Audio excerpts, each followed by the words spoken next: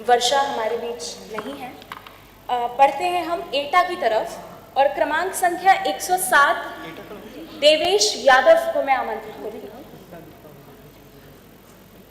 आप तो बहुत अच्छा बोल रहे हैं। आप तो बहुत अच्छा बोल रहे हैं। सच्ची आपका रैंक पक्का। अरे ऐसा तोड़ हार की जंजीरों को समाज जीत का बांधो तुम, इतिहास देखता रहा तुम्हारी, उठो लक्ष्य को साधो तुम।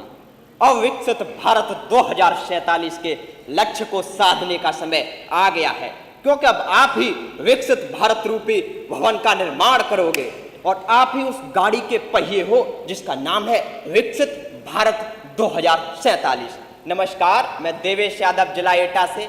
विषय केंद्रीय बजट 2026 विकसित भारत 2047 की ओर भारतीय युवाओं के मार्ग को दृढ़ बनाना पर अपने विचार रख रहा हूं। महोदय, जिस प्रकार से दिल भर के लिए बेकरार रहता है, उसी प्रकार से ये युवा अवसर के लिए बेकरार रहता है और केंद्रीय बजट 2026 इसी भावना का प्रतिबिंब है। महोदय, मैं इस बजट को युवाओं के लिए खाटू श्याम जी के 3 बाण की तरह समझता हूं, जो विकसित भारत 2047 के लक्ष्य को भेदने का काम करेंगे।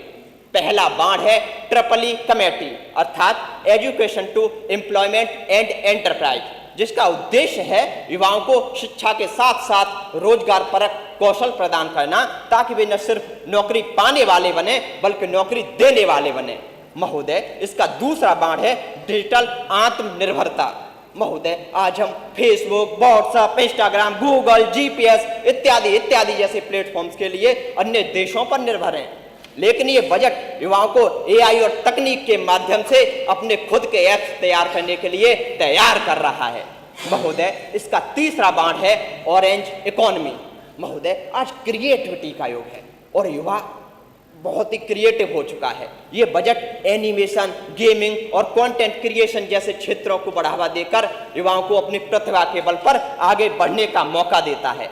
महोदय, ये युवा आज के हनुमान जी हैं। जिस प्रकार से जामवंत जी ने हनुमान जी को उनकी शक्ति याद दिलाते हुए कहा कि कौन सो काज कठिन जग माही, जो नहीं होई तात तुम पाही, राम काज लग तब अवतारा, सुनत है भयो पर्वताकारा।